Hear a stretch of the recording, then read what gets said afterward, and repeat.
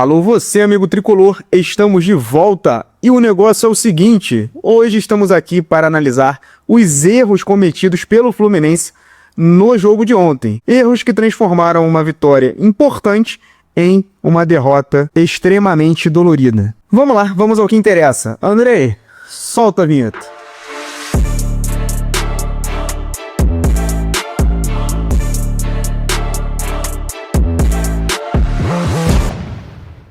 Vamos lá, meus amigos, vamos analisar o que aconteceu com o Fluminense no jogo de ontem. Vamos entender quais foram os erros cometidos pelo time do Renato Gaúcho na derrota para o Atlético Mineiro. E aos 31 minutos do segundo tempo, pessoal, vai sair o gol de empate do Atlético numa jogada que era completamente evitável. Nós vamos ver aqui o Júnior Alonso acionar o Rubens e o Canóbio saltar para pressionar o lateral atleticano.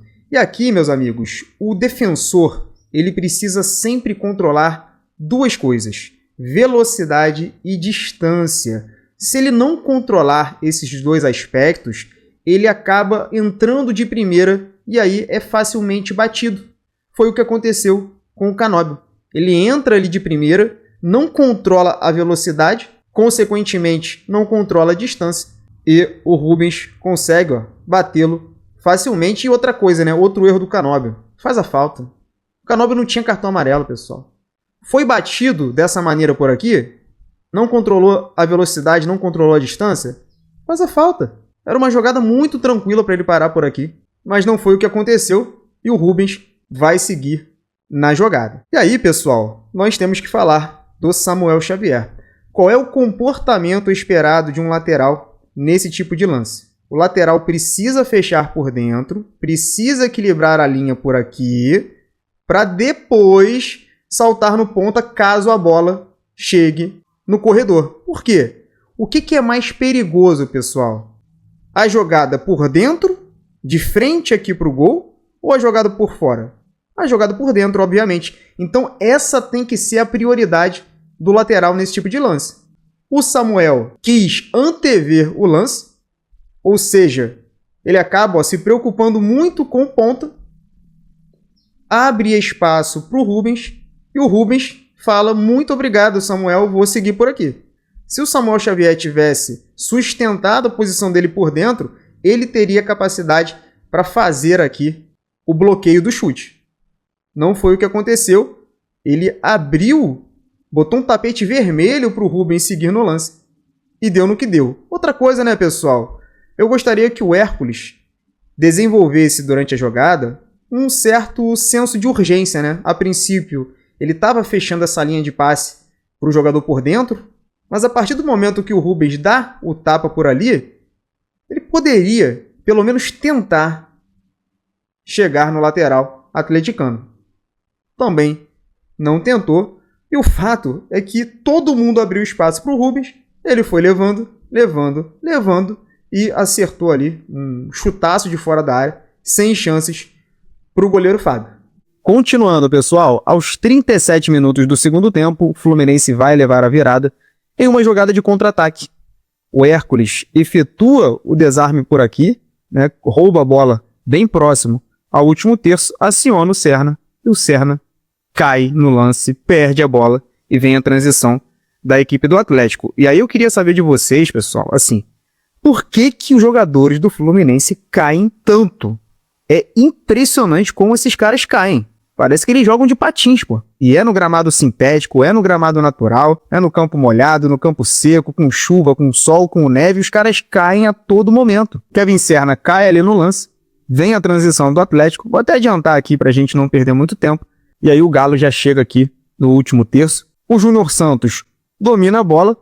Nós vemos a linha defensiva do Fluminense aqui montada com o Martinelli fazendo parte da linha defensiva, né? O Martinelli afunda por aqui e nesse lance está fazendo parte da linha defensiva. O Hulk vai fazer o ataque à profundidade e arrasta o Freitas, né? O Freitas, acompanha o Hulk por ali. No momento que a bola bate no corredor lateral, o Samuel sai para fazer o combate. O Júnior Santos, que havia efetuado o passe, corre em direção à área E o Thiago a gente tá vendo aqui, né? O Thiago tá apontando aqui, talvez pedindo pro Freitas segurar, porque é ele que tem que fazer a cobertura das costas do Samuel Xavier, afinal ele é o zagueiro pelo lado direito da defesa.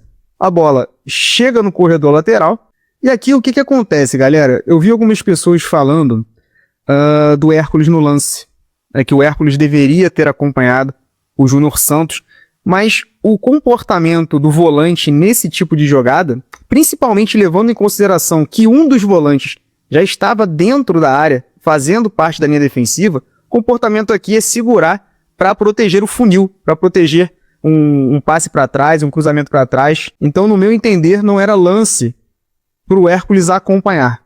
Porque percebam aqui, ó, a bola bate no corredor, o Hércules está fechando um cruzamento para cá, para trás, para cá também, por exemplo, ele está próximo à jogada. Se ele vai até o fim, o funil fica completamente livre por aqui.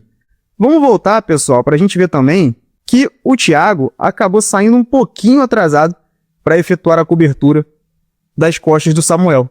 Ele poderia ter ficado ligado ali para fazer essa cobertura um pouco antes, mas eu vou falar para vocês aqui o que aconteceu. Percebam que o Thiago é um jogador que está sempre monitorando o que acontece à sua volta. No momento que ele movimenta o pescoço para ver o que está acontecendo por aqui, que é justamente a infiltração do Júnior Santos, ele perde o contato visual com o Hulk. E é justamente nesse momento que o passe sai. Ó. Percebam que aqui o Thiago está com o rosto virado, né? Tá mapeando as costas, sai o passe, e aí ele sai um segundinho atrasado. Ele poderia ter saído antes. O Hulk vai dominar por ali. E aí, meus amigos, vamos falar agora do comportamento desses dois atletas, né? Freitas e Martinelli, porque os dois ficam muito ligados na bola e acabam por não controlar a infiltração do Júnior Santos. Principalmente aqui o Martinelli, né, pessoal? Porque o Martinelli, ó, ele tá vendo o Júnior Santos vir pra cá. Ele bate o olho. O Freitas nem olha. O Freitas tá muito ligado ali na bola. Mas o Martinelli, ele vê o Júnior Santos chegando. E no final das contas, ó, o que vai acontecer?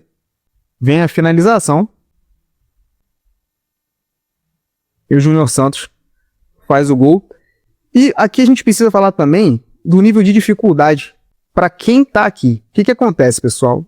O defensor que tá nesse tipo de lance precisa dividir muitas referências. Então ele precisa ficar ligado na bola, no espaço, e precisa também ficar ligado em quem tá vindo fazendo essa infiltração. Então, são muitas coisas para o defensor controlar. Não é um lance simples, tá? Não é um lance simples, principalmente porque aqui, ó, não é nem que o Hulk tenha feito o cruzamento pro Júnior Santos. Não. O Hulk finaliza, dá o rebote, e aí o Júnior Santos ataca ali o espaço e faz o gol. Então, assim, é muito importante que a gente não chegue nesse ponto. Ali no final, fica difícil para os defensores controlarem. É claro que eles poderiam ter feito melhor, principalmente ali no lance, o Martinelli. É porque o Freitas acaba sendo o último jogador a se envolver ali no lance. Então a gente botou muito na conta do Freitas, né? Mas o Martinelli, ele é o atleta que olha, vê o Júnior Santos vir de frente e não controla ali o Júnior Santos, não tenta botar braço, fica concentrado muito na bola e o atacante do Atlético entra ali sozinho para marcar o segundo gol, que no momento era o gol da virada do Galo contra o Fluminense. Continuando, meus amigos, aos 48 do segundo tempo, quase 49, o Fluminense leva o terceiro gol e ali realmente ficou muito difícil de correr atrás do resultado. E foi um gol de bola parada, pessoal, e nós precisamos analisar aqui primeiro como é que o Fluminense estava defendendo essa bola parada. Nós vemos aqui o seguinte: marcação zonal com alguns encaixes aqui individuais, alguns bloqueios efetuados por certos jogadores. Mas aonde saiu o gol, a marcação é zonal. Fuentes e Serna guardando aqui o espaço do primeiro pau e o Thiago Silva um pouquinho mais atrás, também numa marcação zonal. É claro que a partir do momento que existe um jogador adversário dentro da minha zona, vai ocorrer um duelo ali individual, né? Mas a princípio a marcação é zonal e nós vemos o Igor Gomes nesse primeiro escanteio caindo para cima do Thiago.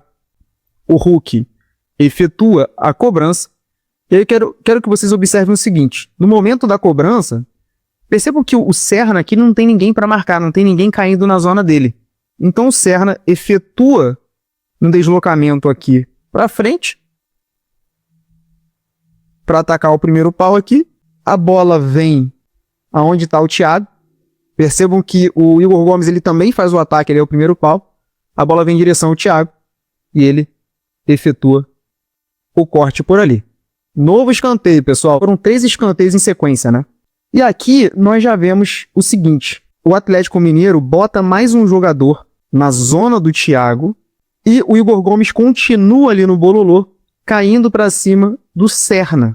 Então, nesse momento, pessoal, nessa configuração aqui, o Serna ele já não pode efetuar aquele deslocamento em direção ao primeiro pau. Por quê? Porque na zona que ele está protegendo tem um jogador do Atlético, que é o Igor Gomes. O Thiago, agora ele vai ficar preocupado com esse outro jogador que está caindo na zona dele. Só que o que acontece, pessoal? Na hora da cobrança, o Serna larga o Igor Gomes, faz aquele ataque novamente aqui ao primeiro pau. O Thiago, ó, quero que vocês percebam o seguinte, o Thiago, ele tá duelando com esse jogador aqui, ó. Eu não consegui identificar quem é, que tá na zona dele. E o Hércules tá marcando um jogador que vem por aqui. A imagem tá meio embaçada, mas nessa configuração, o Igor Gomes ficou completamente sozinho. E aí, quando a bola chega até a área, o Thiago, que estava mantendo contato com esse jogador, ele larga esse atleta e entra no duelo com o Igor Gomes, mas o Igor está na frente. O Fuentes aqui é realmente o jogador da primeira trave. Se a bola chegar aqui, ele tirar. Ganha o cruzamento. O Thiago, que estava nesse atleta, tem que saltar no Igor Gomes, só que ele já salta atrasado. O Igor Gomes efetua o cabeceio e faz o gol. Então, meus amigos, o que nós vimos ontem foi uma sucessão de erros. Erros técnicos, falta de atenção. Então é muito importante que esse elenco, junto ali com a comissão técnica, que todos sentem ali para conversar, para entender o que está acontecendo, porque não é normal. E é impossível você ter um time competitivo errando dessa maneira. Vamos ver o que vai acontecer daqui para frente, mas sinceramente, eu como torcedor do Fluminense, fiquei maluco com o jogo de ontem.